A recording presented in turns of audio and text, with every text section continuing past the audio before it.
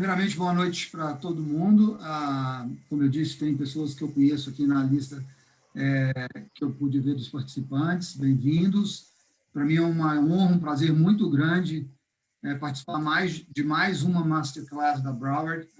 Desde o início do processo, eu sempre fui um fã dessa ideia de ter uma universidade americana em solo brasileiro. Acho muito bacana, independente desse meu link profissional com a Broward, a ideia é sensacional e eu espero que muitos de vocês possam entender essa grande oportunidade que está sendo dada pela Broward International University of Brazil para os estudantes brasileiros fazerem esse primeiro ano, esses 2 primeiros anos de universidade nos Estados Unidos aqui. A gente vai falar um pouco sobre isso.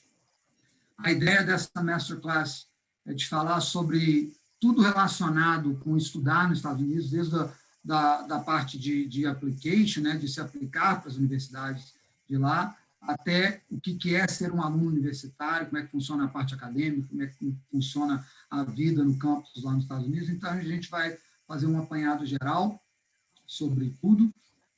Os slides estão em inglês, e, obviamente, eu vou traduzi-los, porque eu acho que é interessante que vocês acostumem a ouvir os termos em inglês, que são um pouco diferentes. E é isso, tá? Espero que vocês gostem. Como a Luciana falou, vamos ter oportunidades para as perguntas.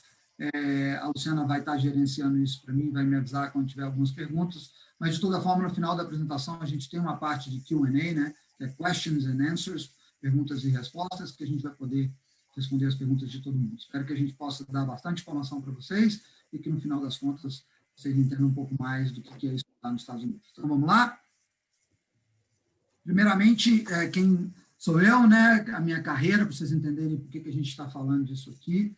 Eu fui estudante atleta nos Estados Unidos, eu tive a oportunidade de fazer universidade lá, tanto a parte de bacharelado, onde eu estudei na Union College, que é uma liberal arts college, a gente vai falar sobre isso também no Kentucky. Depois fiz meu mestrado numa large state university, a gente vai comparar esses dois tipos de faculdade, de escolas, de universidades nos Estados Unidos, no estado do Ohio.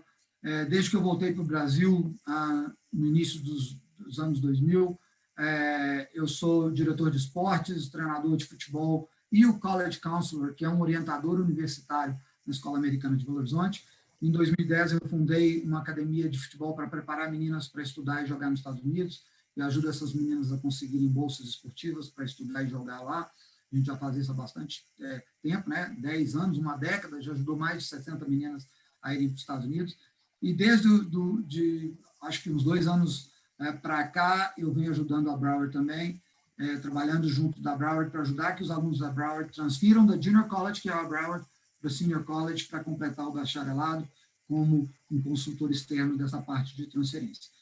Eu sou membro de várias associações lá nos Estados Unidos, mas a que importa para essa parte, essa Masterclass aqui específica, é a Associação dos Orientadores Universitários dos Estados Unidos, e por isso a gente está sempre envolvido com essas apresentações, com essas Masterclass e com tudo isso que acontece nesse âmbito, nesse ramo da orientação universitária. Isso é o que a gente vai falar, né? Um outline de tudo que a gente vai falar aqui. A gente vai falar um pouco sobre a terminologia, sobre os jargões, né, do mundo universitário americano. Depois vai falar sobre tudo que a gente precisa saber para se aplicar, para se registrar para uma universidade americana. Depois vamos falar um pouco sobre a vida acadêmica, depois sobre a vida em geral nas universidades, e no final a gente encerra com a parte de pergunta e resposta. Combinado? Então vamos começar. A primeira parte é a parte dos jargões, essa terminologia. Vamos falar um pouco para vocês entenderem tudo que vai ser falado nas outras partes da apresentação. Então, vamos lá. A primeira coisa que eu acho que a gente precisa entender é que quando a gente começa a falar sobre universidades nos Estados Unidos, a gente vai ter o termo college e a gente vai ter o termo university. E isso confunde um pouco as pessoas, principalmente se a gente tentar traduzir literalmente para o português, tá? E essa tradução não é adequada, porque tanto a college quanto a universidade, nos Estados Unidos, são universidades. A diferença está naquilo que elas estão focadas. As colleges nos Estados Unidos, por via de regra, tá? A gente vê uma exceção bem embaixo do slide, eu vou falar um pouco sobre isso, são instituições menores estão mais focadas no undergrad. O que é o undergrad nos Estados Unidos? O undergrad é o bacharelado, tá? É o que a gente chama aqui de graduação. Lá chama de undergrad. Então, o undergrad nos Estados Unidos são os bacharelados ou os graus associados, o associate degree, como é oferecido pela Broward. Então, esse é o undergrad. Essas colleges, elas são mais focadas no undergrad, e por isso mantém a terminologia college, escolas menores, instituições menores. Já as universidades são, por via de regra, instituições maiores que oferecem mais cursos e focam bastante também no graduate degree, que é a pós-graduação aqui no Brasil. Então, lá nos Estados Unidos, o grad school é a pós-graduação aqui no Brasil. Então, essas universidades têm muitos cursos de pós-graduação. Masters, Doctors, MBAs e essas coisas assim. Então, essa é a diferença entre college e university, tá? Por via de regra, porque vão existir exceções, né? E eu escrevi uma comparação interessante aí, que você tem a Boston College, né, que é muito famosa, que tem 15 mil alunos, de certa forma é grande, mas por tradição decidiu manter o nome, mesmo à medida que foi crescendo, foi oferecendo mais cursos, enquanto você tem uma escola menor, com só 2.500 alunos, que chama Cumberland University, porque foca também nessa questão das pós, oferece mestrados, oferece até doutorados. Então, isso, nesse mundo, nesse business da orientação universitária, a gente tem que tomar bastante cuidado, porque sempre existem exceções. Então, a gente vai falar muito aqui do que é mais normal, do que é mais comum, por via de regra, mas sempre existirão exceções. Tá? Então, acho que ficou claro aí a diferença entre colleges e universities. Porque eu preciso que vocês não confundam o junior college com o senior college. Os dois são colleges. Tá? Então, por exemplo, a Broward International University do Brasil é uma junior college. O que são junior colleges? Junior colleges são escolas de 2 anos, são escolas que você passa lá o seu freshman, que é o primeiro ano, e o seu sophomore, que é o seu segundo ano estudando. Você, nessas colleges, nessas junior colleges, você pode pegar um associate degree, que é um grau associado, e com isso você pode ter uma série de profissões lá nos Estados Unidos através desse associate degree.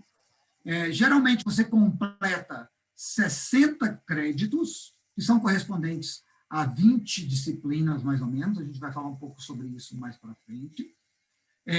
E os graus associados mais comuns é o Associate of Applied Science, Associate of Science e Associate of Arts. Tem outros, tem muitos outros, mas esses são os mais comuns que a gente vê no mercado oferecido pelas junior colleges. Tá?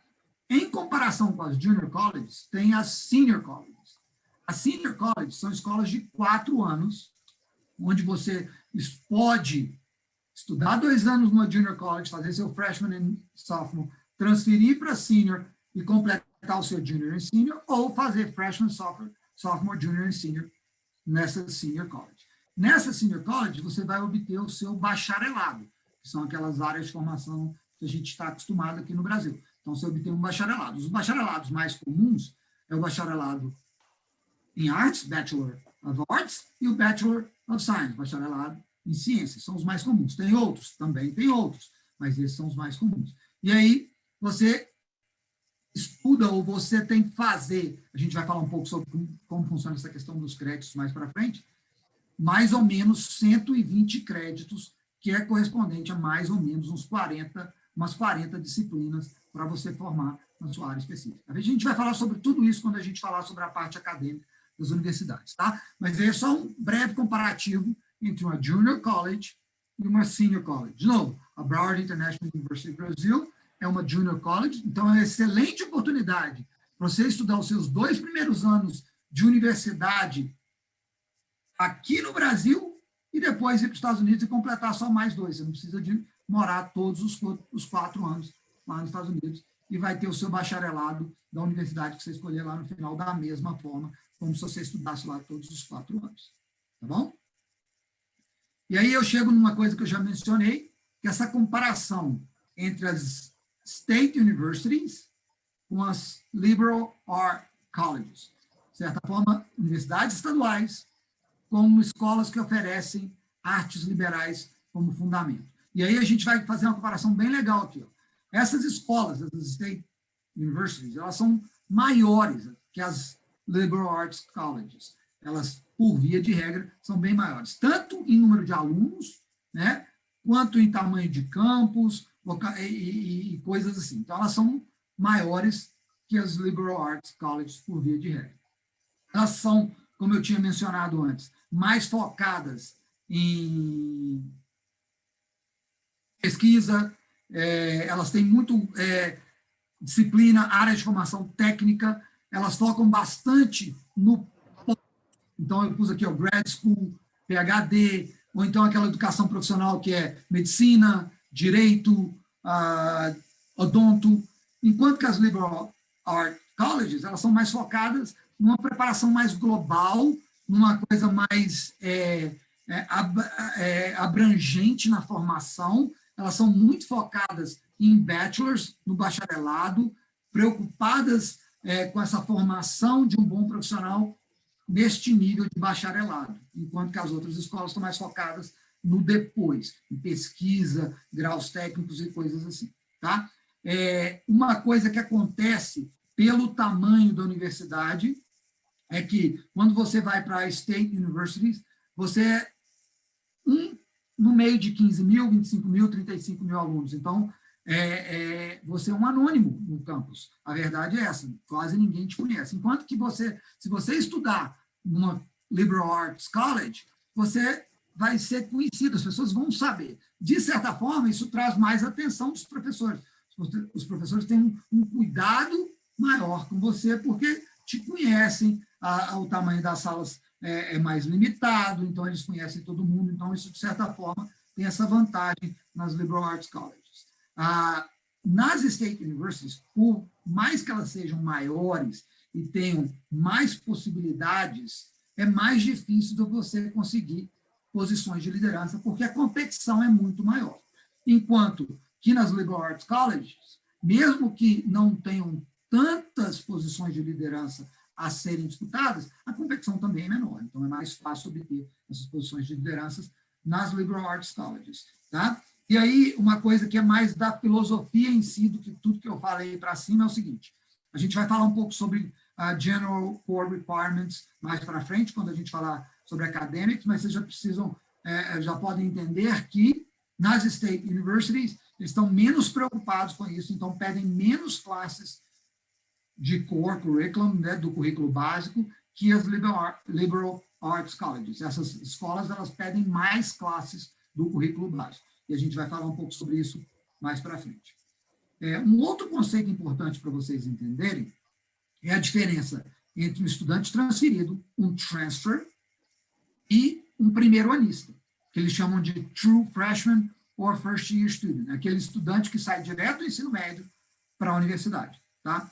O transferido é aquele estudante que fez pelo menos um semestre de escola com 15 créditos. E aí eles vão transferir esses créditos para a próxima universidade e completar lá seu bacharelado. Então, pelo menos 15 créditos já feitos numa universidade, você já é um estudante transferido.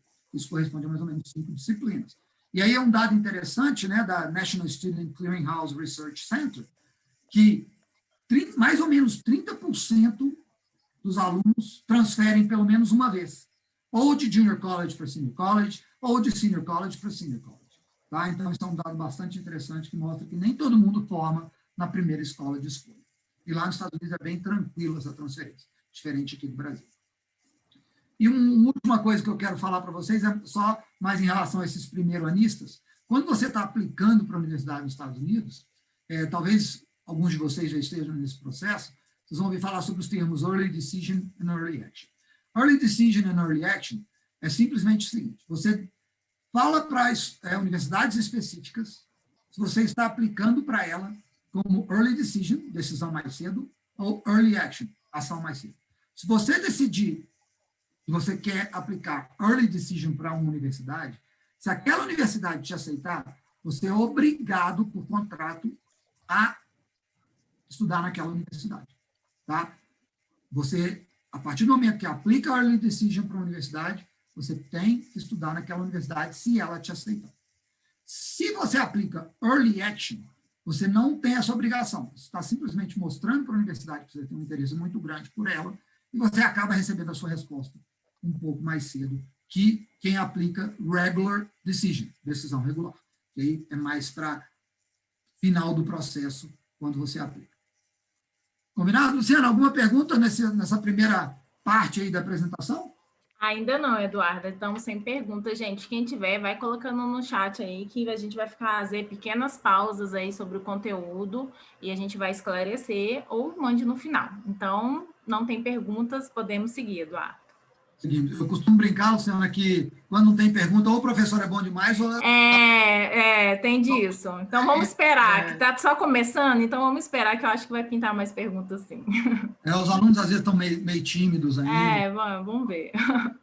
Vamos falar, então, agora sobre essa parte de aplicar para as universidades, né? É um processo que existe nos Estados Unidos. É um pouco diferente daqui, né? Aqui no Brasil, os alunos fazem Enem, os alunos fazem vestibular, para uma disciplina, uma área de formação específica, para uma universidade específica. Nos Estados Unidos, o processo é um pouco diferente. Você aplica para a universidade e lá dentro você escolhe o curso que você vai fazer, ou já pode aplicar sabendo o curso que você vai fazer, mas você aplica para a universidade. E o processo de application, a gente vai falar sobre ele agora, tá? Mas a primeira coisa que eu preciso falar com vocês é o seguinte: existe uma diferença entre você aplicar para as universidades lá nos Estados Unidos como aluno e como aluno atleta. Eu sei que muita gente que procura ou vislumbra estudar nos Estados Unidos pensa na questão esportiva, né? Então, por isso que eu resolvi adicionar esse slide para que as pessoas entendam essa diferença entre aplicar como aluno regular, normal, e aplicar como aluno atleta. Tá? Então, vamos falar um pouco sobre aluno, que é o que vai ser a sequência da nossa Masterclass, e depois eu falo brevemente sobre a questão do aluno atleta. Então, o aluno, ele tem que fazer um college search, que é uma pesquisa sobre as universidades, ele tem que criar um college list, que é uma lista das universidades que ele está interessado a aplicar, ou ela está interessada a aplicar. Ele tem que fazer testes, né, que são testes padrões exigidos pelas universidades, ou pelas, por exemplo, se for aluno atleta, pelas ligas, para ser admitido, que é o SAT, ou o ACT, o TOEFL, o IELTS, Duolingo, a QPlacer, cada hora aparece um teste diferente.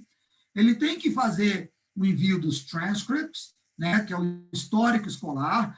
Transcript é simplesmente a palavra em inglês para histórico escolar. Com o seu certificado de conclusão do ensino médio no Brasil, você está apto a estudar em qualquer escola dos Estados Unidos. Você tem que fazer a tradução desses documentos através de um tradutor juramentado. Você muitas vezes terá que enviar os documentos para as universidades através de agências de credenciamento, como eu expliquei lá, são várias, mas eu pus de exemplo aí a WES, que é a World Education Services. Então, você tem que passar por essas agências de credenciamento para ela conferir esse histórico direitinho, está dentro do padrão aceito pelas universidades americanas. Vai ser checado a sua média acadêmica, lembrando, né, que aqui no Brasil a gente tem aquela falsa ideia de que o que a gente fez no ensino médio não importa, porque quando eu fizer o vestibular, o Enem, eu cancelei tudo, só depende daquela prova. Nos Estados Unidos é um pouco diferente, porque a sua média acadêmica de todos os anos do ensino médio, primeiro, segundo, terceiro ano do ensino médio, vão importar no processo de admissão lá sim. Então, tem que ficar ligado nessa questão das suas médias acadêmicas. Você faz o application, que nada mais é que um processo onde você preenche um formulário, colocando toda essa informação que a gente está conversando aqui. Você tem que fazer essays. Essays são redações que você faz. Na maioria das vezes é pedido um personal statement. Esse personal statement é uma declaração de por que aquela universidade deve te aceitar. Às vezes eles dão uns prompts, né, dão uns temas a serem seguidos nesses essays, mas muitas vezes o que vai ser pedido é esse personal statement, é você falando um pouco de você para aquela universidade, sobre o porquê você seria um bom aluno, e esse essay faz uma diferença gigantesca no processo de aplicação para os Estados Unidos, porque você contando a sua história, então você tem que contar de uma maneira bem legal para que quem esteja lendo tenha interesse por sua história e queira que você estude naquela universidade. Vão, às vezes, também ser necessárias as cartas de recomendação de professores, de orientadores universitários. Você tem que ter, além do que você faz dentro da escola, a parte acadêmica, você tem que ter atividades extracurriculares que melhorem você como um candidato para aquela universidade. Isso se aplica demais quando são cursos competitivos. Por exemplo, eu sei que muita gente gostaria de estudar medicina nos Estados Unidos, e para você fazer esse processo é bastante difícil, a competição é muito grande, mas se você constrói um currículo muito bom com atividades extracurriculares, isso aumenta muito a sua chance. Então, essas atividades extracurriculares são muito importantes.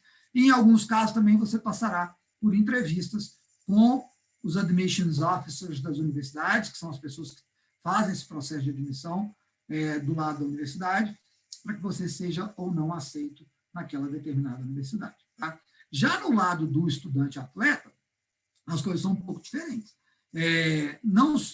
Essa questão de fazer a lista das universidades que você tem interesse cai por terra um pouco, porque depende muito do seu nível técnico, do que você tem que oferecer para a universidade. Então, é mais importante que você tenha um bom vídeo, ou bons tempos, se você for um nadador, ou esteja bem ranqueado, se você for um tenista, enfim, muda um pouco, você passa a ter que mostrar um pouco da sua qualidade técnica como atleta, através desses vídeos, tempos, rankings, enfim. Continua tendo que fazer os testes padronizados, continua precisando dos históricos, continua precisando das médias acadêmicas. O processo muda um pouco, porque quando você é um aluno regular, você faz através do Admissions Office da universidade, então você faz o application, tudo através do Admissions Office, quando você é atleta, você faz através do treinador, então a gente manda um e-mail para o treinador, antes de tudo, negocia as bolsas para só depois passar pelo processo de application, e ainda assim orientado pelo treinador, com a ajuda do treinador.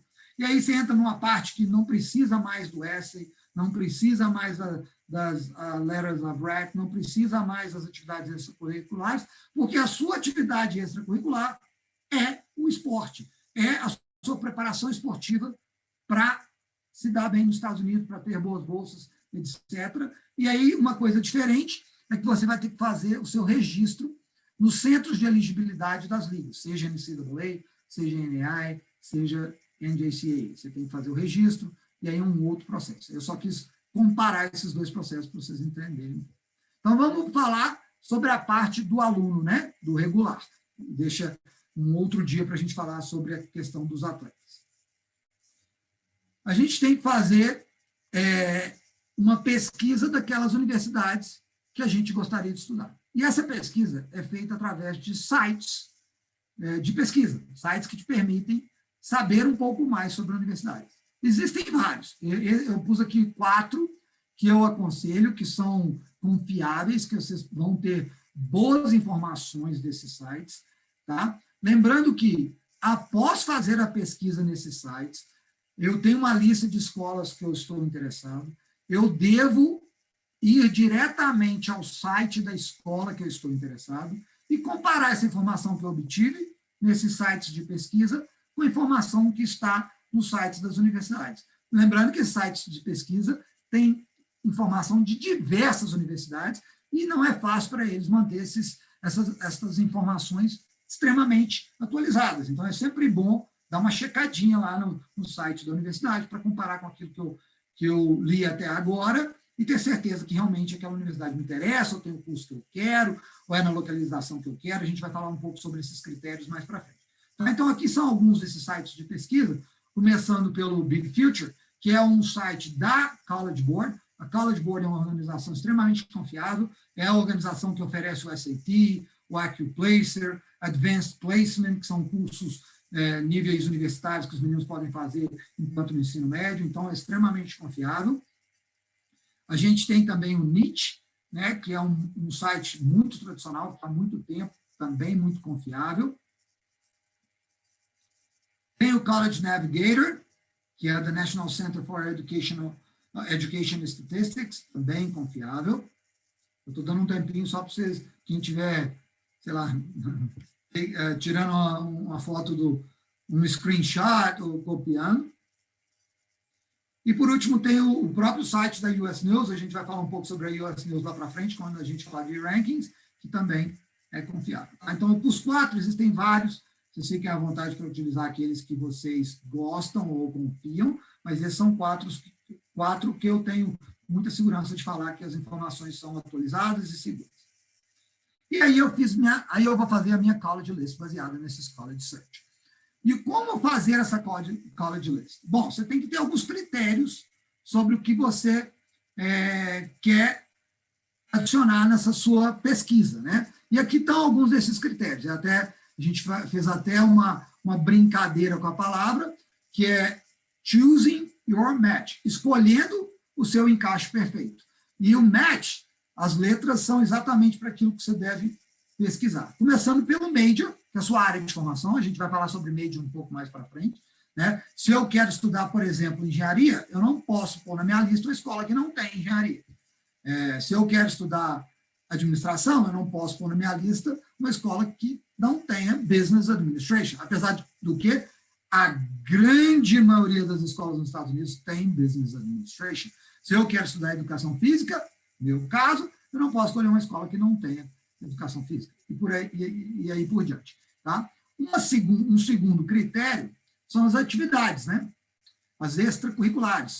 Por exemplo, eu sou um atleta de futebol. Eu não posso escolher uma escola que não tenha o futebol masculino.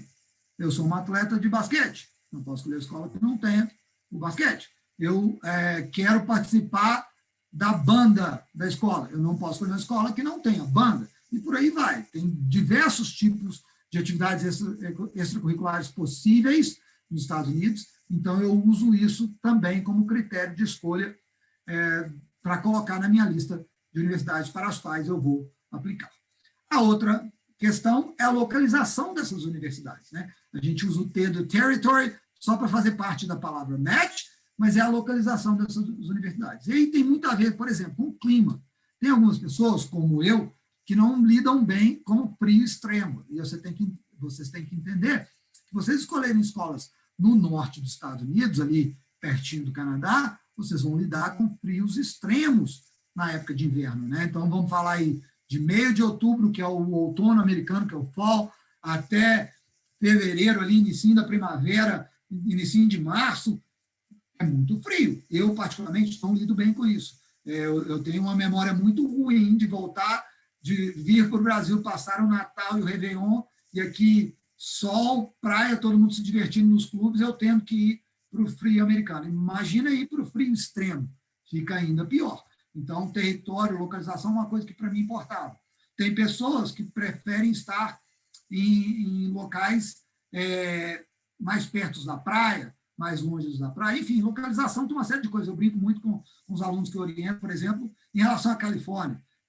Tem muita gente que quer ir para a Califórnia, mas todo mundo sabe que na Califórnia tem a falha de San Andrés, que causa terremotos, enfim, tem uma série de coisas que a gente tem que levar em consideração ao colocar as escolas na nossa lista de universidades para as quais eu quero aplicar. Tá? E aí também tem a questão que está lá embaixo, ó, que eu uso também, né? A questão de ser eu quero ir para uma cidade grande, eu quero ir para cidades pequenas, eu quero ir para áreas rurais, eu quero ir para cidades cosmopolitas, e aí é muito importante vocês entenderem o seguinte: se a escola é grande ou pequena, que também interfere no meu processo de escolha, não tem nada a ver com se a cidade é grande ou pequena. Eu conheço escolas grandes em cidades pequenas, por exemplo, Auburn University, é uma escola muito grande numa cidadezinha pequena. A cidade é praticamente uma universidade, enquanto existem várias escolas pequenas em cidades grandes. Tá? Então, isso também não tem muito a ver com a questão da localização, se a escola é grande ou pequena.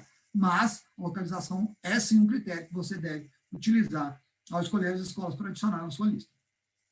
Uma outra coisa muito lógica, né, é o custo das universidades. Eu tenho que determinar o quanto que eu posso gastar anualmente. A gente vai falar sobre custo daqui a pouquinho, para saber se é uma escola que eu posso ou não adicionar na minha lista. Não adianta eu adicionar uma escola que custa $75 mil por ano, se eu não posso pagar $75 mil por ano. Eu tenho que ter escolas na minha lista que eu consigo pagar por elas. A gente vai falar sobre o que envolve esses custos um pouco mais para frente. E, por último, são os centros de ajuda, né? Uma coisa bastante legal nos Estados Unidos, que a maioria das escolas tem muitos centros de ajuda, sejam eles centros de você conseguir estágio, te orientar na sua carreira, do que você tem que fazer para se tornar um melhor profissional para o mercado de trabalho. Por exemplo, nós, enquanto estudantes internacionais, temos centros de ajuda para estudantes internacionais nas nossas universidades, que nos ajudam, por exemplo, a abrir conta de banco, ao tirar o Social Security Number, que é o CPF americano. Enfim, esses centros de ajuda também, às vezes, entram no critério. Um menor peso que os demais, mas às vezes também entra no critério quando eu estou fazendo essa minha college list. E aí, à medida que eu faço essa college list, o número de universidades vai de cada um. Eu já vi alunos que tinham 10, alunos que tinham 100. Isso depende do quanto que você quer ter trabalho para aplicar para as suas universidades. Quanto mais, melhores as suas chances, às vezes. Algumas pessoas dizem que sim, algumas dizem que não. Você coloca aquela lista, você cria a sua lista e você parte para o processo de aplicação para as universidades. Quando criar essa lista, uma coisa muito importante que vocês têm que fazer é ter essa porcentagem na sua lista, né? A gente vai falar um pouco sobre as famosas Ivy League Schools, Harvard, Yale, Brown, Columbia, Penn, Dartmouth, Cornell, Princeton, MIT, escolas que as pessoas escutam falar, mas nem todo mundo será aceito por essas universidades. Então, a gente tem que ter uma lista que nos permita que, no final das contas, o nosso processo não seja frustrante. Para que isso aconteça, a sugestão é que se faça uma lista dessa forma que está aí na tela de vocês, com 30% dessas escolas sendo essas escolas de sonho, as famosas Dream Schools, escolas que eu adoraria estudar, não necessariamente só na Ivy League, mas escolas que são altamente competitivas no processo de admissão. Eu vou mostrar um pouco sobre Ivies, vocês vão entender o que eu estou falando, sobre altamente competitivas, e que o seu credencial acadêmico, as suas credenciais acadêmicas, estão ali um pouco abaixo ou no final daquilo que é requerido para a escola aceitar, admitir alunos. Então, a escola ela tem, por exemplo, resultado de SAT de 1.300 a 1.500 são admitidos na minha universidade. Se você tem 1.300, 1.350, 1.290, 1.280, essa escola se torna uma Dream School. Vamos dizer que ela tem o GPA de 3,5, lembrando que nos Estados Unidos o GPA é de 0 a 4, né? A média acadêmica, que eu estou chamando de GPA, que é a média acadêmica do seu ensino médio, a gente transferir aqueles 100 pontos para esse modelo de 4.0, onde A é 4, B é 3, C é 2, D é 1, F é 0, e a gente tem a média. Então, vamos supor que a escola pede uma média de 3,8 para te admitir. Você está ali 3,79, 3,8, 3,81. Essas escolas são as suas Dream Schools. E aí você tem as suas match, as suas escolas-alvo, que é aquele encaixe certinho. As suas credenciais acadêmicas estão exatamente dentro do que as escolas pedem. Só que essas escolas também têm uma taxa de aceitação um pouco baixa, não aceitam tantos alunos. Então, vamos considerar essas escolas como alvo. Bons encaixes, mas a gente precisa ter na sua lista 40% das escolas como safety schools. O que são safety schools? São escolas que as suas credenciais acadêmicas são melhores do que é pedido para os alunos serem admitidos na escola e que tenham também boas taxas, boas percentagens de admissão. Então, a gente está falando de percentagens acima dos 40%, acima dos 50%, que te dá uma boa chance de ser admitido, já que você tem as credenciais acadêmicas necessárias. Com uma lista dessa forma, 30% Dream, 30% Match, 40% Safety, eu tenho certeza que o seu processo de aplicação para a escola nos Estados Unidos vai ser um processo bem tranquilo. No final das contas, você vai ter uma escola bem bacana para estudar. Lembrando que todas as escolas da sua lista são escolas que você gostaria de estudar. Não adianta pôr uma lá só para ser safety que você não gosta. Não faria sentido.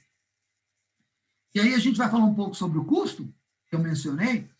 E aí, quando a gente fala de custo das escolas, vocês vão ler muito isso. Nos Estados Unidos, a gente considera o seguinte: no custo total, a gente está falando de tuition, que é anuidade, de room and board. Room sendo moradia, board sendo alimentação. Esse é o custo total da universidade. Esse custo total, ele varia mais ou menos de uns $12 mil ano para uns $75 mil ano. Tem escolas que custam $75 mil ano. Tem escolas que custam $12 mil ano. Depende da localização, depende do tipo de escola, depende de uma série de fatores. Mas quando a gente fala do custo, a gente está falando de anuidade, que é chamado de tuition nos Estados Unidos, moradia, que é o room aí que está escrito na sua tela, housing, e alimentação, que é o board, que é o meals. Tá? Existem outros custos? Existem, a gente vai falar no próximo slide. Que são o seguinte: insurance, que é seguro-saúde. É muito importante vocês entenderem que a grande maioria, eu particularmente não conheço nenhuma, das escolas, vão requisitar que você tenha um seguro-saúde, porque isso é uma coisa para o governo americano permitir que a escola emita o seu I-20, o seu I-20, a gente vai falar sobre isso lá no final. Então, as escolas precisam que você tenha seguro-saúde.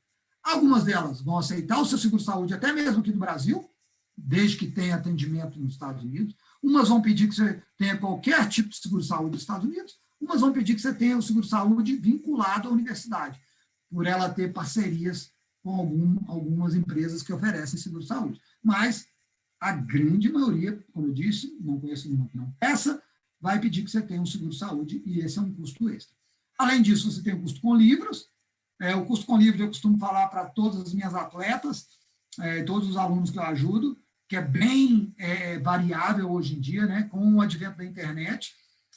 Vocês acham livros online, vocês podem pegar esses livros emprestados, vocês podem fazer a cópia de 1 ou 2 páginas de um livro de determinada coisa que você não sabe, enfim, o custo com livro é bem difícil de determinar. Você ainda tem algumas taxas que você tem que pagar, que são as fees que estão aí escritas. Essas taxas, algumas delas são retornáveis, né? Por exemplo, você tem o dorm fee, a taxa de dormitório. Se você não destruir o seu quarto, quando você sair do dormitório, eles te devolvem essa taxa, então algumas delas são retornáveis. Então também é difícil de prever, depende de escola para escola. E, por último, despesas pessoais, né? Que são aquelas despesas que é impossível se determinar, que inclui passagem aérea, da onde você está para lá, inclui se você gostaria de viajar nos Estados Unidos, inclui se você gosta ou não de comprar roupa, se você gosta ou não de comer fora dos horários de alimentação das universidades, enfim, tem uma série de coisas. Essas são as suas despesas pessoais. Mas para essas despesas, existem possibilidades, sim, de bolsas. E a gente vai falar rapidinho sobre essa questão das bolsas, que eu sei que interessa muita gente. Basicamente, você tem que pensar em 4 tipos de ajuda nos Estados Unidos, não necessariamente bolsas. Tá? A primeira aí que está listada são as bolsas por mérito. Então, porque você tem um mérito, seja ele acadêmico, boas notas, esportivo, excelente atleta, artístico, diversas áreas, seja teatro, música, artes visuais, ou em casos mais raros, científico, para participar de pesquisas, você recebe uma bolsa da universidade por aquele mérito. Então, independente das suas condições financeiras, a universidade te dá uma bolsa, que pode ser parcial, pode ser total. Eu já ajudei várias atletas a conseguirem bolsas integrais, eu vejo que algumas delas estão até aqui assistindo essa aula. Tem bolsas parciais, bolsas integrais, enfim, tem uma série de possibilidades que você pode ter como bolsa de mérito acadêmico. Inclusive, você pode combinar bolsas, tá? Algumas universidades permitem que você combine, por exemplo, você é um excelente atleta, mas também é um excelente aluno, você pode ganhar uma bolsa integral com a parte esportiva e uma parte acadêmica. Eu já ajudei também várias jogadoras que conseguiram isso, aliar as 2 bolsas. E conseguem, inclusive, chegar em bolsas integrais, porque aliam essas 2 bolsas por mérito. Um segundo tipo de bolsa é o que é chamado nos Estados Unidos de Need-Based Scholarships, bolsas por necessidade. E aí você passa por um processo onde você tem que informar para a universidade a sua condição financeira, e uma vez que você é admitido àquela universidade, para aquela universidade te dá a bolsa necessária que você precisa para estudar. Tá? Isso não são todas as universidades que oferecem, mas algumas das mais bem conceituadas oferecem. As Ivies, a maioria das Ivies oferecem a bolsa por mérito, por necessidade. Enfim, você tem uma possibilidade de preencher o que é chamado de CSS Profile do College Board, onde você preenche só um formulário, que é bastante extenso, pede muita informação, mas esse formulário é usado por várias universidades para determinar se você tem alguma necessidade. E, de novo, caso você seja aceito pela universidade, a universidade te oferece o restante que você precisa. E se você precisar de tudo, oferece, inclusive, bolsas completas por necessidade. A gente vê muito caso assim na imprensa, né? Aqui no Brasil eles gostam bastante de divulgar casos dessa forma. Existe uma terceira situação que só se aplica a quem é cidadão americano ou residente permanente nos Estados Unidos, que é o FAFSA, que é um formulário que você preenche que o governo americano acaba te ajudando a pagar pelas universidades. E aí ainda existe um processo do LOA, né, que é um empréstimo, onde você tem alguns fundos que te oferecem ajuda e depois você tem que pagar de volta em suaves prestações. Tem gente que fica pagando o resto da vida, porque pode pagar bem pouquinho, e aí fica pagando o resto da vida esses empréstimos que são feitos. Mas tem forma, sim, de você ter ajuda para estudar nos Estados Unidos. E aí vamos conversar um pouco sobre essas Ivy, que eu chamo de Ivies, que são escolas da Ivy League. Para vocês entenderem um pouco, eu quero desmistificar isso um pouquinho para vocês, né? Porque a gente costuma dizer que todo mundo que pensa em estudar nos Estados Unidos, a primeira coisa que eles escutam são os nomes de escolas que geralmente estão dentro das Ivy Leagues. Harvard, Yale, Brown, Penn, Columbia, Dartmouth, Princeton, Cornell. Aí escuta também Stanford, MIT, que não são Ivies, mas têm padrão de admissão semelhantes ao da Ivy. E aí uma coisa interessante, um fato interessante, a Ivy League, esse nome, que é tão usado hoje em dia no mundo inteiro para falar de escolas que teoricamente são muito boas, academicamente falando, surgiu por causa da parte esportiva.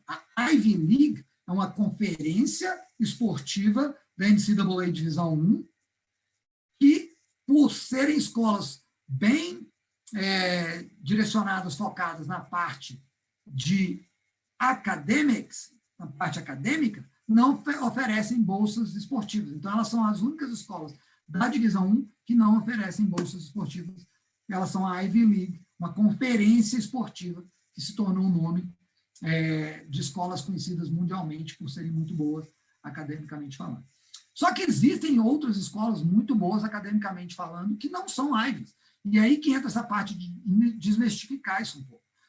Obviamente, se você quer estudar medicina, Harvard é uma grande escolha, direito, Harvard é uma grande escolha, administração, Harvard é uma grande escolha, mas tem curso que existem escolas melhores do que Harvard. Tem vários cursos que têm escolas melhores do que Harvard. E isso se aplica a todas as universidades da Ivy, se aplica a Stanford, se aplica ao MIT, se aplica a Juilliard, que é uma escola que artisticamente falando é top, top, top. Só que vocês precisam entender outra coisa também. Não adianta ser excelente para ter a certeza que você vai ser admitido ou admitida numa escola da Ivy, ou numa Stanford, ou na MIT, ou na UCLA, ou na Southern California. Não adianta, porque você está competindo com candidatos também muito bons. Então, é importante que vocês vejam aqui, ó, essa primeira coluna aqui, qual que é a taxa de admissão dessas universidades. Vocês veem que é abaixo de 10%, com exceção de Cornell, né? Tem até a piadinha que Cornell é a mais fácil das Ivies, o que não é verdade, mas eles falam.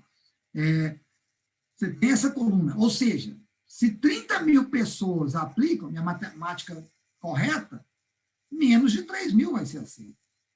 Isso é um dado a ser considerado. Você não pode achar que, por ser excelente, obrigatoriamente você vai ser aceito numa escola que é highly competitive admission-wise. Ou seja, que quando se trata de admissions, ela é extremamente competitiva. Por isso que essas escolas são escolas que você coloca nas suas dream schools, mas tenha certeza de ter outras escolas também como match, como safety, para compensar, caso você não seja aceito. Caso você seja aceito, parabéns, processo completo e bem-sucedido. Mas, se não, você tem outras opções bacanas, porque elas existem. E aí que está a questão de desmistificar um pouco as Ivies. Não só Ivy Leagues são boas escolas. Não só Stanford, MIT não é a única escola boa técnica nos Estados Unidos, não é, existem outras, Georgia Tech, Virginia Tech, Illinois Institute of Tech, tem várias escolas que são boas também. Juilliard não é a única boa escola de arte nos Estados Unidos, são boas escolas, mas que tem outras também que devem ser consideradas. Tá? Uma outra coisa que a gente vai tentar desmistificar um pouco para vocês é essa questão dos rankings, né? Muitos pais, principalmente, vocês, alunos nem tanto, mas os pais adoram as escolas ranqueadas. Então, é preciso que todos vocês entendam que o ranking, ele nada mais é que uma briga entre percepção e a certeza dos dados estarem corretos. Né? Porque é a percepção de quem faz em função daquilo que realmente é oferecido. Então, a gente fala sempre, podem usar os rankings, usem mais de um ranking, mas saibam também pesquisar a mais do que os rankings para saber se aquilo é realmente uma boa escola, conversando com ex-alunos, vendo onde que esses ex-alunos estão empregados. Isso tudo tem nos sites das escolas. Não se retenham aos rankings, não usem só rankings, porque vocês podem, o tiro pode sair pela culatra. E aí eu cito alguns rankings que são mais confiáveis. Assim.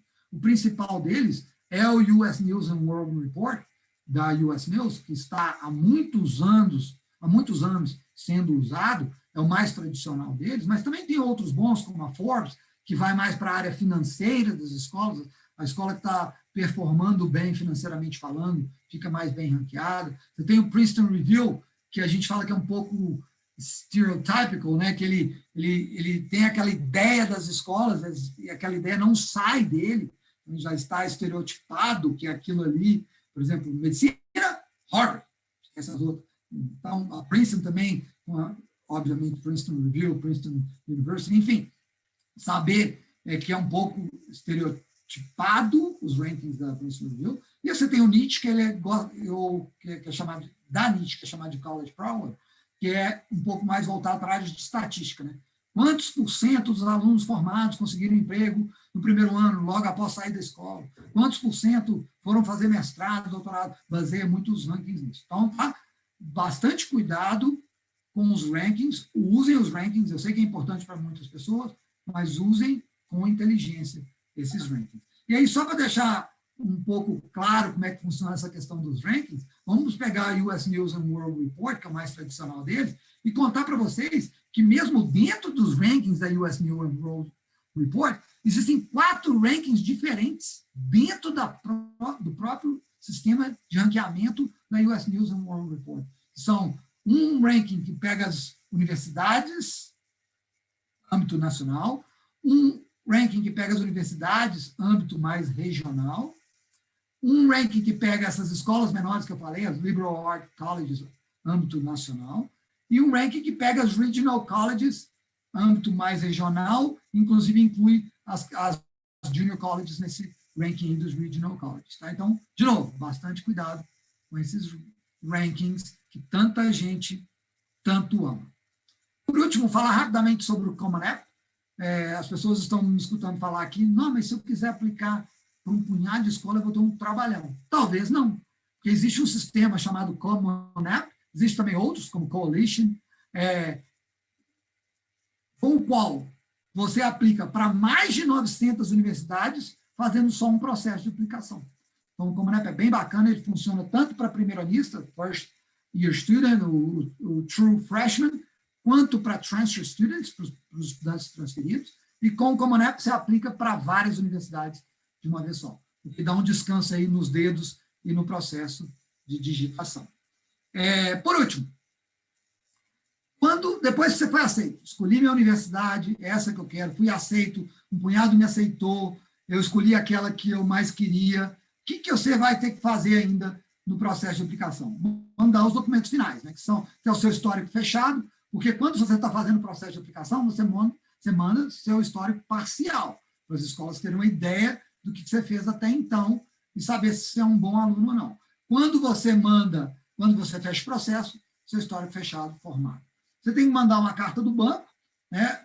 Algumas universidades vão pedir o que eles chamam de Affidavit of Support, que nada mais é que um formulário que você preenche, falando que você tem condição de arcar com os custos daquela universidade. Outros vão pedir cartas do banco, seu gerente escreve uma carta falando que você tem os fundos necessários para pagar aquela universidade, para custear aquela universidade. Uns vão pedir bank statement, que é extrato bancário, depende da universidade, mas é preciso enviar, para que eles te enviem o I-20, que está ali embaixo. Vão pedir também o seu cartão de vacina, né? Hoje, cada vez mais importante, com essa questão da pandemia que estamos vivendo, deve até mudar isso um pouco, essas questões das vacinações necessárias, e eles vão pedir. E aí eles te mandam, depois que você manda tudo, o I-20. O I-20, I-20, em inglês, é o formulário que a escola te envia. Através desse formulário, você faz um agendamento no consulado, na embaixada americana aqui, paga o seu I-901 service fee, paga o seu MRV, são as duas taxas que tem que pagar para você pegar o visto, e pega o seu visto de estudante, o F1 Visa. Aí as pessoas perguntam, posso estudar nos Estados Unidos com visto de turista? B1? Não, B1 não. Posso estudar universidade, tá, gente? Estou falando de universidade. Posso estudar com meu visto B2, que é turismo e negócios? Não. Visto de trabalho? Não, você precisa do F1. Estudante intercambista, J1. Estudante universitário, F1. Combinado? Então, é isso que você faz. Hoje, com as embaixadas, consulados fechados, está muito difícil de se pegar o visto. Vamos falar de academics. Luciana, alguma pergunta? Não, Eduardo, agora o negócio ficou feio para você, viu? Tem cheio de pergunta aqui. Eu vou Bora selecionar lá. algumas, mas, Isso. pessoal, não se preocupem, porque se a gente não responder aqui, a gente vai tentar responder no final, e se a gente não responder no final, a gente vai entrar em contato e vai responder, tá bom? Tem duas perguntas Lembrando, aqui. Luciana, Oi? e se tiver alguma pergunta sobre a qual eu vou falar mais tarde, a gente deixa ela para depois. A gente deixa. Eu vou te falar aqui que tem duas que são parecidas, que uma é do Cláudio, mas é a Georgia, se não me engano, e também do Felipe, que eles perguntam basicamente a mesma coisa. O processo para a Broward é semelhante ao processo americano comum em algum quesito? Essa foi a pergunta do Felipe. E a da Georgia, que está aqui como Cláudio, que é o pai dela, o processo de application para entrar em qualquer escola norte-americana, incluindo a Broward, é este mesmo processo? Aí você responde como é que é? Respondo. O processo é muito semelhante, vão ter algumas diferençazinhas pequenas em relação ao teste que é pedido. Algumas escolas vão pedir o TOEFL, a Broward, por exemplo, pede o CPT. Então, vão ter algumas pequenas diferenças entre elas, mas, de maneira geral, o processo é semelhante. Algumas escolas pedem o essay, algumas escolas abrem mão do essay, não pedem o essay. Algumas escolas pedem a letter of rec, algumas não pedem. De forma geral, o processo é o mesmo. Só que tem alguns itens que algumas escolas abrem mão e entendem de uma outra forma o processo de admissão. E aí, depois, se tem interesse, entra em contato com a Luciana, com o pessoal da Broward, que eles vão te explicar o passo a passo do processo da Broward. Mas o nosso aqui é um pouco facilitado, tá, gente? Para essa ingressão de 2 anos do diploma, que a gente chama de diploma EA. Eu brinco que são três fases. Primeiro, a comprovação da proficiência por meio de teste. Vocês podem apresentar um teste, ou a gente aplica esse teste aqui na Broward, nesse processo de admissão. A segunda é uma entrevista e o essay com a nossa Dean, com a Lucy Kikuchi. E a terceira etapa seria a prova, chamada CPT, que é uma prova que é aplicada na Flórida, né, na Universidade Pública da Flórida. Então, a gente aplica essa prova. Então, são esses 3 processos de admissão aqui na Broward, que é um pouquinho mais facilitado, porque a gente tem, né, para a ingressão desses 2 anos aí. Uma outra pergunta aqui é que sobre histórico escolar e atividades acadêmicas. A Giovana pergunta, mesmo estando no 2º ano do ensino médio, eu posso fazer a application? Bom, a sugestão é que você aplique no início do seu 3º ano, para que você tenha as notas do 2º ano para poder enviar. Mas as atividades extracurriculares você já pode ir fazendo, sim, durante todo o seu tempo de ensino médio, até 1º ano do ensino médio. Quanto mais atividades extracurriculares, mais forte você se torna enquanto candidata para as instituições lá dos Estados Unidos. A Marjorie pergunta isso, né? Os históricos escolares são apenas a partir do 9º ano ou desde o início da vida escolar? Não, acho que ensino médio, né, Edu? A partir do ensino médio. O que acontece é o seguinte, quando se estuda no Brasil, você vai ter um histórico escolar com toda a sua vida, né? Porque é o sistema brasileiro, o documento que o sistema brasileiro te entrega. Então, nesse documento, que é o histórico escolar, você vai ter toda a sua história pregressa acadêmica. As universidades americanas só vão importar com as suas notas de ensino médio, que correspondentemente seria o seu 9º ano, lembrando que nos Estados Unidos são 4 anos de ensino médio, então seu 9º ano, que é o último ano do ensino fundamental 2 aqui no Brasil, conta, mas seu 1º ano do ensino médio, 2º ano do ensino médio, 3º ano do ensino médio. Então, esses 4 anos, eles vão prestar mais atenção nas suas notas. Mas, por causa do sistema, o documento que você envia acaba tendo suas notas anteriores também. Essa é uma pergunta que também tem a ver com a da Emily ali, que ela fala assim, gostaria de saber sobre história escolar. Eles dão muita atenção ao histórico como aluno apenas no ensino médio ou se preocupam com o ensino fundamental? Não me destaquei como aluna durante o ensino fundamental, porém sou uma excelente aluna no ensino médio, então tá tudo aí. Que eu disse. Lembrando, gente, que... Esse processo que ela fez funciona bem. Funciona, né? Para o ensino médio, faz direitinho que pode ser, né? Vai ser mais assertivo aí. Lembrando, gente, que para a admissão da Broward aqui no Brasil, a gente não faz essa questão do ensino médio, né?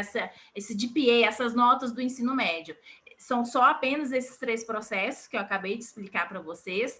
E essas atividades extracurriculares que vocês não adquiriram aí no ensino médio, né? Que vocês não foram excelentes alunos, a gente vai construir nesses 2 anos para uma aplicação depois desses 2 anos que você fizer aqui conosco. Então, assim, não se preocupe se você não fez até aí certo no ensino médio. Estou concluindo, Luciana, meu histórico não é legal, não fiz atividades extracurriculares, eu posso estudar ainda nos Estados Unidos?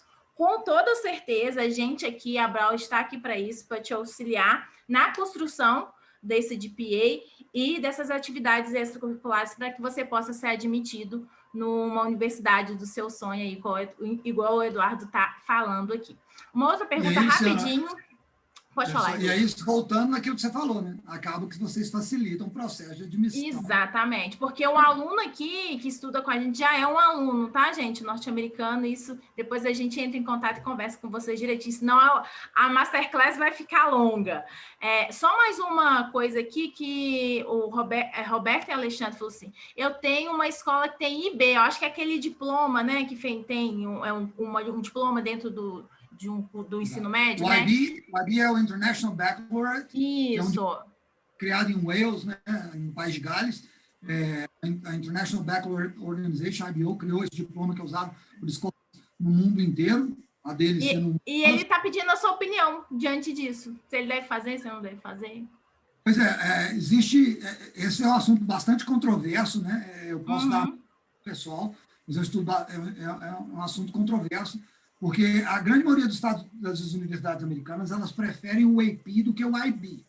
Mas elas veem o IB também com bons olhos. Então, a formação do IB, ela forma excelentes alunos. Isso é inquestionável. Os alunos que formam através do diploma IB são excelentes alunos universitários, porque eles têm todo um processo holístico de educação que é muito bacana mesmo. Isso é um fato. Então, as universidades americanas entendem isso. Só que se você for perguntar assim, mas faz uma diferença fazer IB no meu processo de admissão? Aí eu falo, faz mais diferença fazer AP. AP Advanced Placement são, inclusive, classes feitas no ensino médio que valem créditos universitários. Então, enfim, como eu disse, é um assunto controverso, mas é um excelente programa. Sem dúvida nenhuma, o IB é um excelente programa.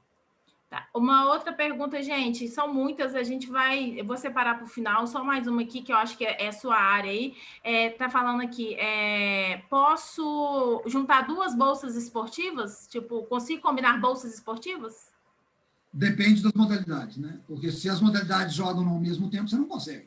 Se você tem modalidades que jogam em seasons, temporadas diferentes, dependendo dos treinadores, você consegue. Então, por exemplo, dou um exemplo rápido aqui. Se você quer jogar, sei lá, soccer, futebol e tênis, talvez você consiga, porque o tênis é muito jogado no spring, tem escola, inclusive, que tem tênis nas 2 temporadas, o soccer é jogado no fall, você acaba conseguindo. Eu tive 2 companheiros de time que jogaram comigo que conseguiram essas 2 bolsas, mas nem todo permite, uma vez que ele está te dando uma bolsa, ele quer dedicação integral àquela modalidade, porque no final das contas você pode acabar atrapalhando uma com a outra, tendo lesão em uma, não podendo jogar a outra, enfim. Nem todo mundo aceita essa possibilidade, mas existe, dependendo. Entendi. Ok. Então, pode seguir, Eduardo. São muitas aqui. Eu vou tentar responder elas. Depois a gente volta nelas no final. A gente volta nelas aqui. Tem muita coisa para falar aqui ainda. Tem muita coisa para falar, então vou dar prioridade ao conteúdo aí. Pode seguir. Bora lá.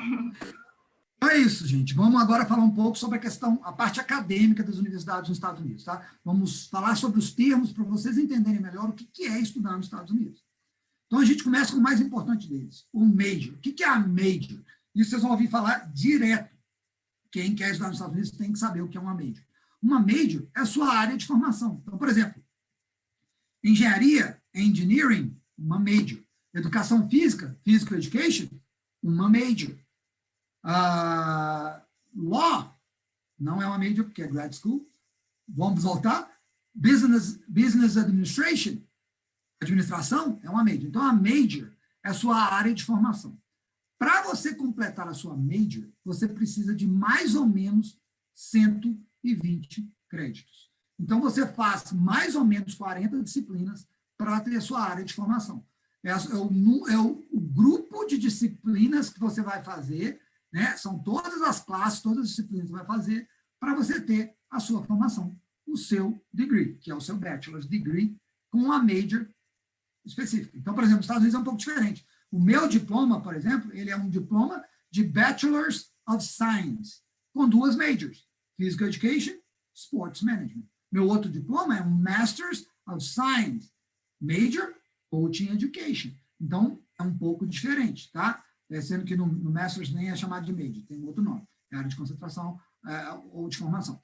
Mas, no bacharelado é a Major, e você precisa mais ou menos de 120 créditos para completar a sua Major. Desses 120, 60 deles, por via de regra, lembra que eu falei que algumas escolas dão mais ênfase nessa questão do currículo básico, outras menos ênfase, mas por via de regra, 60 desses créditos são do currículo básico, que é chamado de Core Requirement, General Studies, tem diversos nomes, mas é o currículo básico, 60. 40, mais ou menos, são disciplinas específicas da Major. Então, são aquelas Major Related, Major Specific Classes. E 20 delas são eletivas. A gente vai falar um pouco sobre eletiva. A gente vai falar sobre as 3 tipos, tá? Para vocês entenderem. Mas é assim que funciona a 120. Uma que eu falo, uma das grandes vantagens de estudar nos Estados Unidos é que você pode se formar em mais de uma major no tempo que você está dentro da escola, o que é muito diferente aqui do Brasil. Né? Então, por exemplo, o meu exemplo que eu acabei de dar, eu estudei nos Estados Unidos e me formei em 2 coisas diferentes, educação física, administração esportiva, porque eu cumpri a carga curricular dessas 2 majors, dessas 2 áreas de formação. Eu fiz mais de 120 créditos, obviamente, porque eu tive que fazer créditos das 2 áreas. Alguns créditos eram coincidentes, algumas disciplinas eram coincidentes, e me permitiu ter essa formação dupla. Eu conheço pessoas que tiveram formação tripla, colegas de time meu tiveram formação tripla, administração, sports management, physical education. Então, isso é uma das grandes vantagens de estudar nos Estados Unidos. Você pode ter mais de uma área de formação, desde que você faça o que é chamado lá de double major, ou até triple major.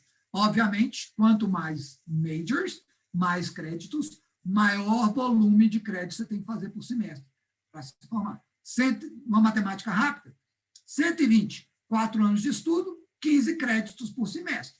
Se você quer fazer mais créditos que isso, você vai ter que fazer 18, 21. E lembrando para aquelas pessoas que têm bolsa, né, que algumas bolsas limitam os créditos a 18 créditos por semestre. Então, cuidado com isso em relação aos double majors.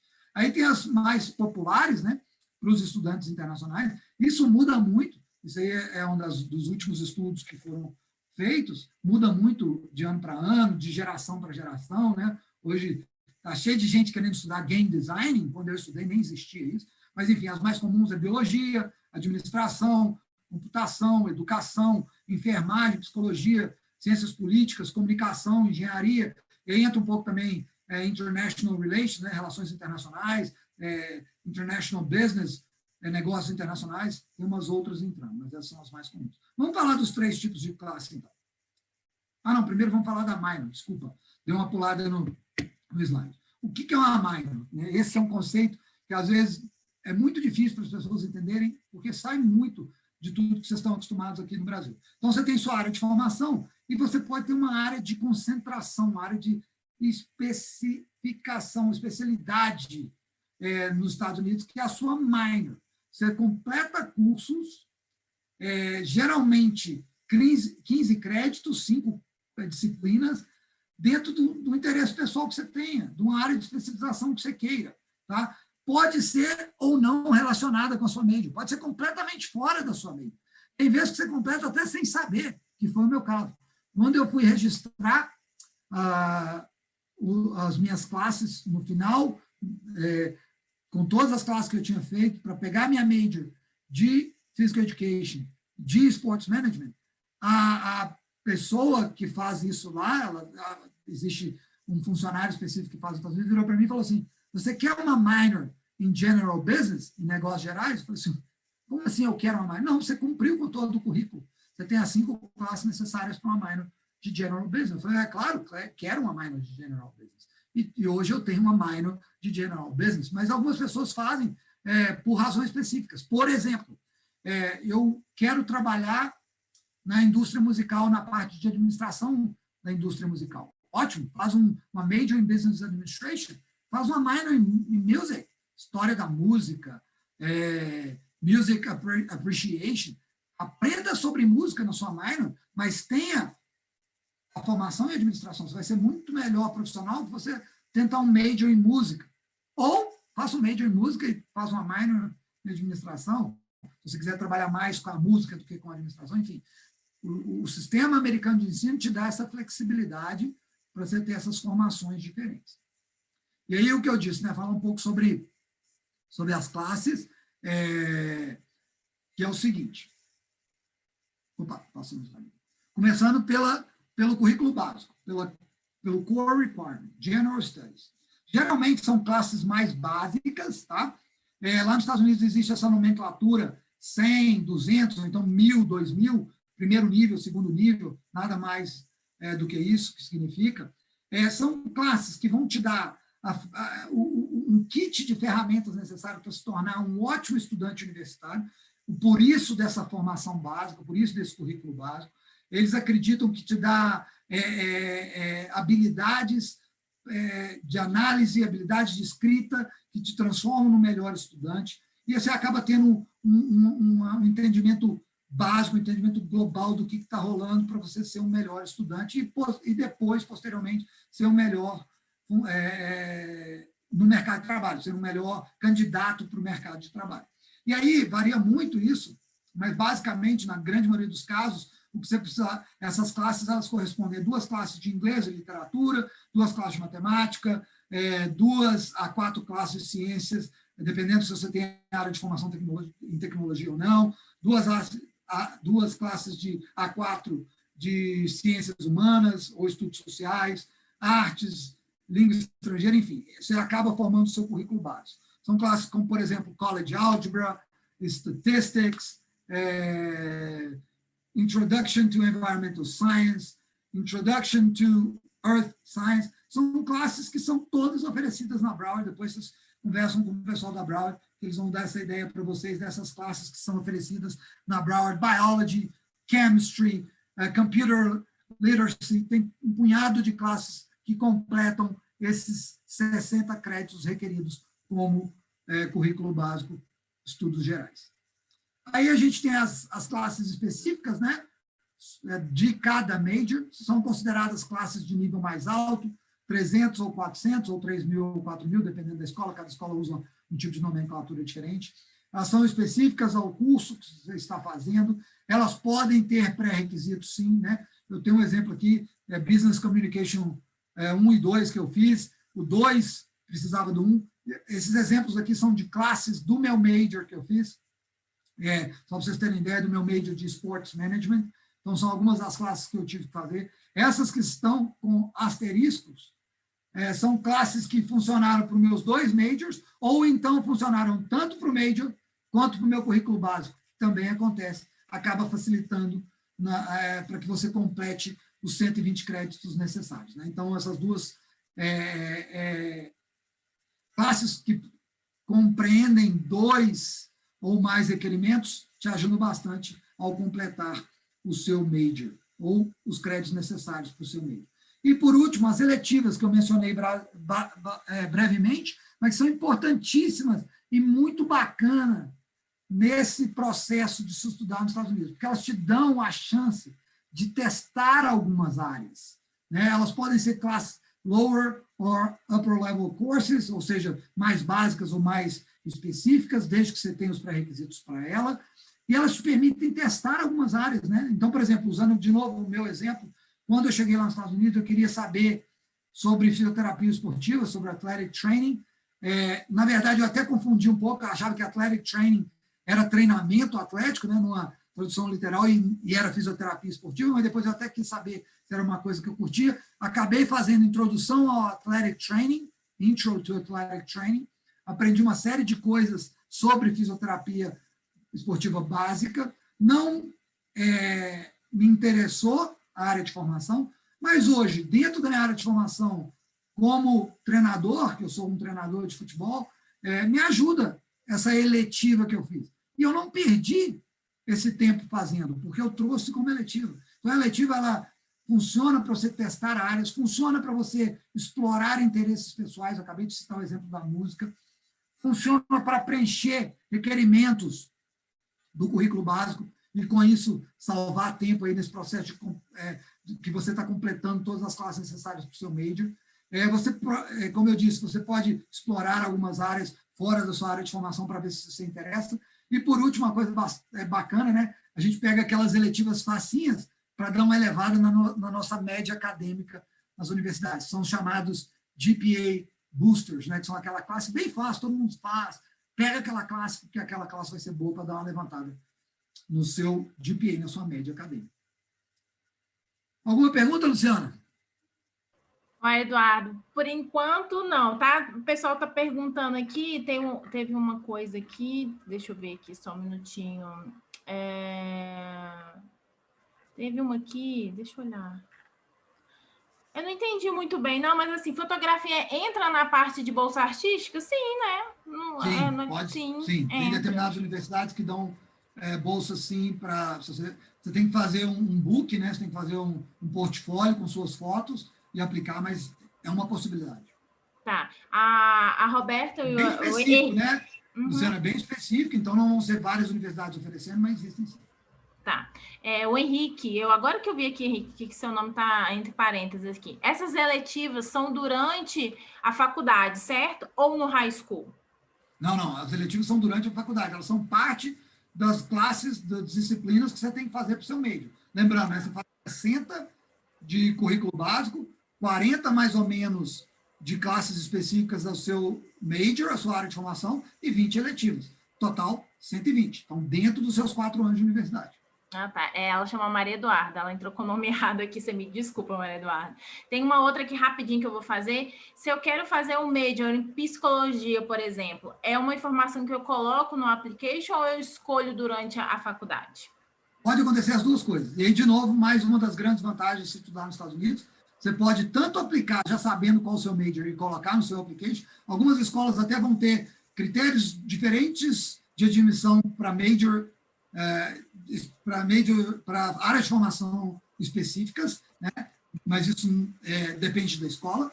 Mas tem escola, e várias delas permitem, que você aplique para a escola da forma que eles chamam undecided. Ainda não decidi, vou lá, vou testar algumas áreas, pegar uma dessas classes do currículo básico aí, essas eletivas, ver se eu gosto disso, ver se eu gosto daquilo, para depois, lá para frente, decidir o meu major. As escolas te dão até 2 anos para decidir esse major. A partir do seu junior year, que é o seu 3º ano, você já tem que declarar o seu major. Algumas escolas pedem que você declare antes, a grande maioria no seu junior year. Rapidinho, só fechando aqui, a Beatriz está perguntando assim, qual universidade que você estudou? Então, eu fiz meu bacharelado numa escola pequenininha, numa Liberal Arts College, no sudeste do Kentucky, chamado Union College. Eu costumo dizer que atletas, especificamente, vão onde o dinheiro está, né? Então, eu recebi uma bolsa integral para estudar e jogar lá, então nem me preocupou muito a universidade, eu queria não ter que pagar nada e poder jogar. Era um time forte, era uma powerhouse na NAI, então eu decidi ir para lá e acabei fazendo meu mestrado na Ohio University, que é uma large state university, então eu consegui viver os dois mundos assim, da escola pequena, numa cidade pequena, e da Large State University, que foi onde eu consegui meu mestrado na Ohio, que é uma escola muito bacana também. Não, legal. Então, vamos dar seguimento, Eduardo, senão vai ficar longo demais. Pode seguir aí, depois a gente Essa aqui é a última fecha. parte. Então, vamos lá. Vamos tentar tocar aqui rapidinho. Bom, vamos falar então da vida no campus, né? A vida do estudante. Falamos da parte acadêmica, mas nos Estados Unidos estudar não é só a parte acadêmica, você tem toda uma vida ao redor do campus, afinal de contas, você é um estudante internacional, não está morando em casa, está morando lá, e você mora nos dormitórios dentro do campus ou fora do campus. Então, estão aí as duas primeiras opções em relação à moradia. Você pode morar no on-campus housing, que você mora dentro do campus, em prédios dormitórios que existem, e aí existem 3 tipos. Existe o tradicional, tenho certeza que todo mundo que está aqui já viu pelo menos uma vez em filme, que são aqueles quartos 2 por quarto, um tantão de quarto no corredor, um banheiro comunitário no final de cada lado do corredor, ou então no meio do corredor. Então, esses são os dorms tradicionais dos Estados Unidos, principalmente as escolas mais velhas têm muito desses dorms tradicionais. Pode ser o suite style. O suite style é como se fosse um quarto de hotel, que você fica 2 pessoas no quarto dividindo um banheiro, ou ainda que você tem 2 quartos com 2 pessoas dividindo o banheiro. Lembrando sempre que você pode ter um quarto sozinho, você só tem que pagar a mais, né? Você paga um fee a mais para ter um quarto privativo, mas pode também. Mas, por via de regra, você tem um roommate, né? Que é um colega de quarto, que é o que vocês já viram em vários filmes aí. E, por último, você tem o apartment style. O apartment style é como se fosse um apartamentozinho. São 2, 3, 4 quartos, 1, 2 banheiros para ser dividido entre as pessoas que moram aqui naquele apartamentozinho. E aquele apartamentozinho ainda vai ter uma área comum, que é um living room, né, uma sala de estar, e alguns deles até mesmo uma cozinha, que vocês podem fazer uma refeição ou outra ali, mesmo tendo a opção da cafeteria, que a gente vai falar mais tarde. Ou ainda, você pode morar off-campus, fora do campus, alugando apartamento, como o aluguel qualquer aqui. Muitas escolas vão exigir que os alunos de primeiro ano morem on-campus, porque eles acreditam que dá uma maturidade para aquele aluno seguir sendo um bom aluno, morando on-campus e ter uma experiência melhor do que é ser estudante universitário nos Estados Unidos. Mas algumas permitem até que freshman, que é o primeiro anista, more off-campus. Mas a grande maioria das que eu conheço pedem que os freshmen morem on-campus. E eu, particularmente, aconselho que se more on-campus pelo menos 1 ano, para você ter realmente a experiência do que é ser um estudante universitário nos Estados Unidos. Eu morei os 4 anos, porque eu fui tendo algumas possibilidades, oportunidades de trabalho, que eu vou mencionar mais para frente, que me mantiveram morando on-campus. Tá? Então, essas são as 2 possibilidades de moradia. Em relação à alimentação, se você mora off-campus, é como se você alugasse um apartamento aqui no Brasil. Você faz seu próprio supermercado, vai lá, compra suas coisas, faz sua comida, normal. Morando on-campus, você vai ter as seguintes opções. Você tem o dining hall, a cafeteria tradicional, que também a gente vê muito em filme, que é tipo aquele ambiente muito grande, que você tem vários tipos de comida, que você entra e come à vontade, self-service, é um tipo. E você tem os food courts, que é como se fosse um shopping, né? Que tem as janelinhas de comidas específicas, restaurantes específicos. E aí você tem 2 tipos de plano de alimentação. Você tem o plano que é swipe, que você tem um cartão, e nesse cartão você tem um número de refeições semanais, que você passa, cada vez que você passa, conta uma refeição, você come o que quiser, saiu, aquela refeição foi contada. Ou então você tem ponto, crédito, que você passa, paga só por aquilo que você comeu, deduz o número de pontos e créditos que você tem, e você continua com aqueles pontos. Na semana você tem um volume tal, um tanto tal que você pagou por aqueles créditos. E aí o mais tradicional é o 19 refeições por semana, que são 3 refeições por dia de semana, ou seja, de segunda a sexta você tem 3 refeições, café da manhã, almoço e jantar, e aos sábados e domingos você tem o brunch, né, que é a mistura do café da manhã com o almoço, e você tem o jantar. Então, 2 refeições sábado e domingo, mais 3 refeições de segunda a sexta, 19 refeições semanais. Algumas universidades te permitem carregar as refeições que você não usa, mas a grande maioria passou a semana, acabou os 19, usou, não usou, na outra semana você tem mais 19. E os pontos também, às vezes, funcionam podendo carregar ou segurando na semana anterior, dependendo se você usou ou não. Essas são as 2 formas mais comuns de planos de alimentação nos Estados Unidos. E aí você tem a parte, isso aqui devia estar até na parte acadêmica, né? Mas eu ponho na parte de vida, só para vocês entenderem que está relacionado com as suas outras atividades. Como é que funciona a sua agenda, o seu horário de aula nos Estados Unidos? Você que monta o seu horário de aula. O horário não é pré-determinado, como aqui no Brasil. No Brasil, você passa no Enem, passa no vestibular, entra na universidade, e já te dão, de primeiro a último semestre, tudo que você vai fazer, quais disciplinas você vai fazer, quando você vai fazer, que horas que são as aulas. Lá nos Estados Unidos, não. Você monta o seu próprio horário. Você escolhe as disciplinas que você precisa fazer para o seu médio e vai escolhendo essas disciplinas e encaixando no seu horário. Tá? Você tem, por via de regra, 8 semestres para fazer isso, como eu disse, 15 créditos, 5 disciplinas por semestre. É uma ótima média. E aí, a minha sugestão é que você misture classes do currículo básico com classes específicas da sua área de formação com eletivas, para que você não faça muitas classes do básico antes e muitas classes específicas do médio fiquem para o final. Mas você me pergunta, mas se eu estudar na Brown, não tem problema, porque muitas das classes vão ser suas eletivas, então você está fazendo esse mix. Algumas vão, inclusive, ser específicas da sua área de formação. Eu uso sempre administração e Intro to Microeconomics, to Macroeconomics. Vão ser classes que você vai poder, que são do currículo básico, que você usa também para major específico. Fazendo esse mix te ajuda sempre. Cuidado na disponibilidade das classes, então, perceba no catálogo da universidade quando que as classes são oferecidas, para que você não deixe uma classe para o final que não seja oferecida naquele seu último semestre. E, obviamente, bastante cuidado com os pré-requisitos. Você fazer uma classe no final, você tem que ter feito ela antes. Não deixe uma classe que tenha pré-requisito para ser feita no seu último semestre. Geralmente, as classes são as segundas, quartas e sextas, um período, ou as terças e quintas, block schedule, né, que são períodos geminados, aí eu ponho 50 minutos, 1h45, ou à noite, uma vez por semana, classe de 2 horas, 2 horas e meia, dependendo.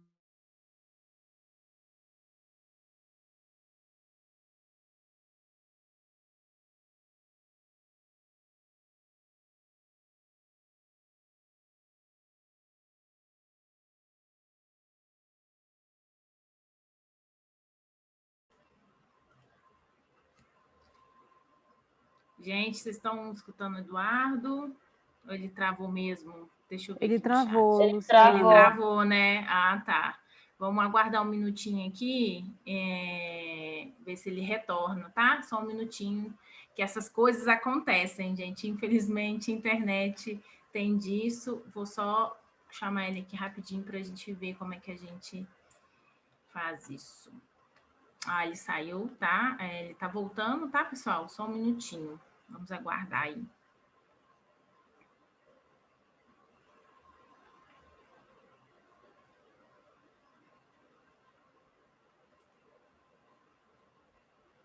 Pessoal, as perguntas que eu não estou lendo, a gente vai encaminhar, tá? A gente vai... Eu também pensei que era a minha conexão, por isso que eu demorei a entrar, mas foi a conexão dele mesmo. As perguntas que eu não ofereci para o Eduardo responder, a gente vai entrar em contato com cada um de vocês, tá bom? A gente vai responder tudo certinho. Muita gente tem dúvidas sobre o que é a Broward, né? Eu vou até aproveitar que o Eduardo não está aqui. A Broward é a primeira universidade... voltou! Aê! Boa, Edu. Já estava aqui enrolando, falando da Broward e tal, enquanto você não voltava. Mas, pessoal, depois eu entro em contato com vocês, explico direitinho o que é o funcionamento da Broward, como a gente se organiza aqui no Brasil para fazer vocês estudarem nas suas universidades sonhos nos Estados Unidos, tá? Eduardo, pode continuar aí. Luciano, vou só te pedir ajuda para saber onde que minha internet caiu aqui. Eu estava falando sobre o quê? Ai, peraí, Eduardo, que você estava falando... Estava falando que tinha que ver as classes no manual. No manual. Exatamente. Okay. Ótimo. Então, eu estava falando sobre a questão da disponibilidade das classes e dar uma checada no catálogo das universidades, quando essas classes são oferecidas, para que você não corra o risco de deixar alguma classe para o final que não seja oferecida no seu último semestre, ou ainda, que não tenha... que você tem uma classe que exija um pré-requisito, você não tenha feito esse pré-requisito, você deixa essa classe para o final e não possa fazer no seu último semestre. E aí eu falei rapidamente vocês não viram que minha internet, infelizmente, caiu, como que são distribuídas essas classes durante a semana. Você pode fazer a classe que é oferecida na segunda, quarta e sexta por um período de mais ou menos 50 minutos, ou terça e quinta, que é o block schedule, que é a classe geminada, de mais ou menos 1h45, ou ainda uma classe noturna, que é geralmente 2 a 2h30, uma vez por semana. Bastante cuidado com a sua agenda, com as suas responsabilidades, seja enquanto atleta, né? A gente tem algumas atletas aqui que estão indo em agosto, tem que tomar cuidado na hora de agendar as suas classes para não coincidir com o treino, ou não ser logo depois de jogo para não estar muito cansada, mas também com outras atividades, sejam elas artísticas, ou pesquisa, que você tenha com algum professor, ou trabalho, né? A gente vai falar um pouco sobre trabalho para frente, bastante cuidado ao agendar as suas classes, ao criar o seu semestre de classe, horário de classes no semestre, para não ter nenhum conflito com essas suas outras atividades. E aí, voltando e falando da última coisa que a gente vai falar hoje, essa questão do trabalho que eu acabei de mencionar. Nos Estados Unidos, é diferente do que muita gente pensa, com o visto de estudante, você pode trabalhar sim, desde que seja dentro da universidade. Você não pode trabalhar em trabalhos comuns. Para isso, você precisa de um work visa, um visto de trabalho. Mas com o visto de estudante, você pode sim trabalhar dentro da universidade. É um processo que passa pela obtenção do CPF, que é o Social Security Number, você preenche esse formulário, que é o Employment Authorization Document, mas aqueles centros, lembra dos centros? Eles vão te ajudar a passar por esse processo, que é enviado depois para a US Citizen and Immigration Service. Eles te dão o seu SSN, falando que você pode trabalhar no campus, ou então não está autorizado a trabalhar off-campus. Só que aí tem algumas questões. Você não pode trabalhar mais do que 20 horas por semana, então um limite de 20 horas por semana, e você tem que, de novo, arrumar trabalhos dentro do campus. Não confunda com CPT e OPT. CPT e OPT são estágios remunerados que você pode fazer nos Estados Unidos com o seu visto de estudante. Então, por exemplo, o CPT é o Curricular Practical Training.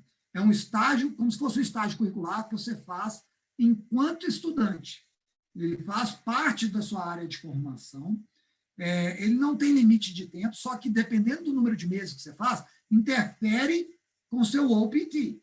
Então, se você fizer mais do que 12 meses de CPT, vai interferir com o seu OPT. O seu OPT, que é o Optional Practical Training, você faz depois de formado, tá?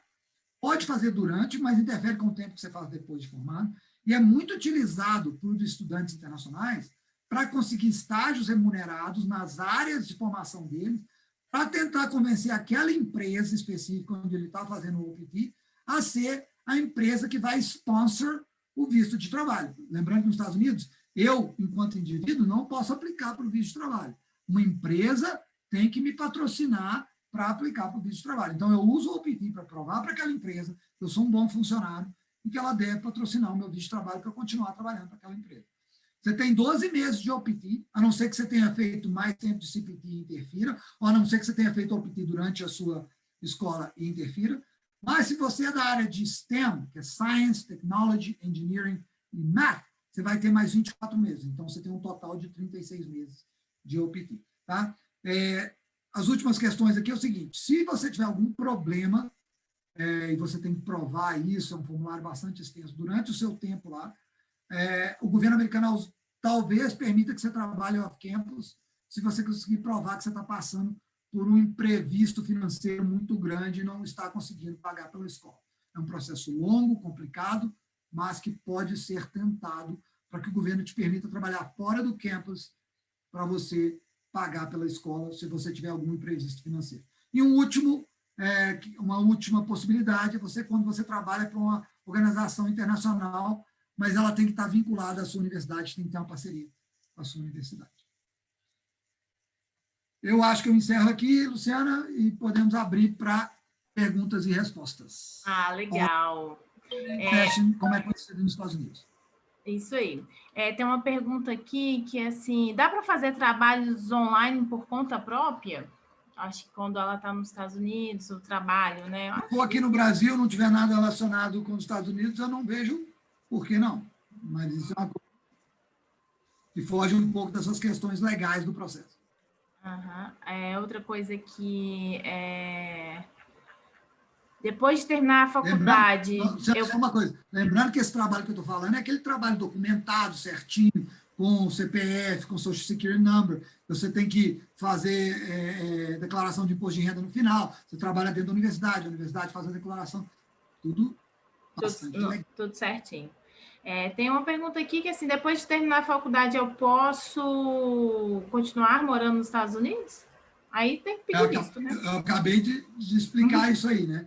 A sua possibilidade legal de continuar trabalhando, morando nos Estados Unidos, é ou através do OPT ou através da obtenção de um visto de trabalho. De outra forma, você está ilegal, porque seu visto de estudante expira no momento que você forma.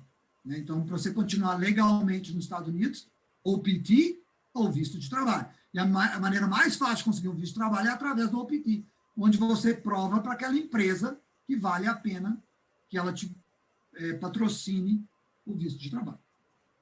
Só aproveitando aqui rapidinho, queria agradecer os embaixadores nossos que estão aqui presentes. A Marlene era aqui, uma delas, ela até acabou de sair, mas tem a Marlene, o Vinícius, a Luciane, o Jimmy, que estão aqui também. Então, agradecer a presença deles aqui. E é isso. Bom, pessoal, é isso. A nossa Masterclass está se encerrando. Tem alguma pergunta? Eu vou abrir aqui rapidinho para umas 3, 5 perguntas, se vocês tiverem. Tem como aplicar ainda esse ano? A Maria está perguntando. Tem, Eduardo, não tem como aplicar ainda esse ano? Com certeza. Quando que ela formou? Você formou quando, Maria? Fala aí para a gente. Conta para a gente. E depois eu vou pedir só um tempinho para você me deixar agradecer a presença de todo mundo. Claro, com certeza, com certeza. Então, tá. Ela vai formar em maio. Com certeza, ainda dá tempo, sim. Dá. Beleza. Lembrando o seguinte, Ana, isso é importante, foi até bacana que ela perguntou, uma coisa que eu esqueci de mencionar. Algumas escolas têm deadlines, que eles chamam, né, tem datas específicas para aplicar, só que tem muitas escolas nos Estados Unidos que é o chamado rolling admissions. Você pode aplicar o tempo inteiro e ela vai aceitando e aplicando e aceitando e aplicando e aceitando. Mas algumas têm deadlines. Então, para essas escolas que as deadlines já passaram, talvez ela não consiga aplicar mais, mas ainda existem universidades de rolling admissions, que usam o sistema de rolling admissions, para as quais ela ainda consegue aplicar. Lembrando, gente, que aqui na Broward Brasil a gente tem 6 entradas durante o ano, tá? Para estudar com a gente. Então, não tem esse problema, né? A gente tem 6 entradas pré-marcadas aqui. A Tainá vai entrar em contato com vocês para esclarecer isso. A gente tem esses intakes, né? Que é chamados aqui.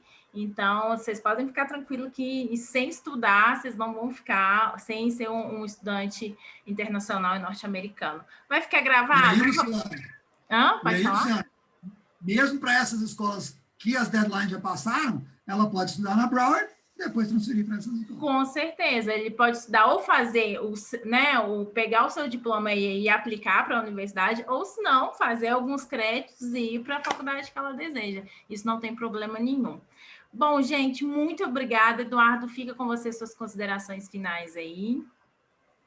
Gente, na verdade, eu só agradecer a presença de todos, como a Luciana agradeceu, principalmente os embaixadores da Broward, eu quero agradecer principalmente as minhas atletas que estão aqui da Y Soccer Academy, que vieram aprender um pouco mais sobre essas questões. Eu sempre fico muito honrado, muito orgulhoso de participar dessas masterclasses da Broward. Como eu disse no começo, eu acredito demais nessa oportunidade que a Broward está oferecendo para os alunos brasileiros estudarem em uma universidade americana em solo brasileiro. Eu acho uma chance sensacional. Gostaria de ter tido essa chance quando eu fui. Eu teria estudado aqui para depois ir para os Estados Unidos para ficar lá menos tempo, porque, apesar de ser muito, não é fácil morar 2 anos longe de casa, comendo a comida americana e não a nossa comida, e ter essa possibilidade de ficar 2 anos aqui e depois só 2 anos lá, muito bacana. Agradecer a todo mundo. Quem quiser mais informações, a Luciana tem meus contatos, enfim, estou aí para ajudar no que eu puder.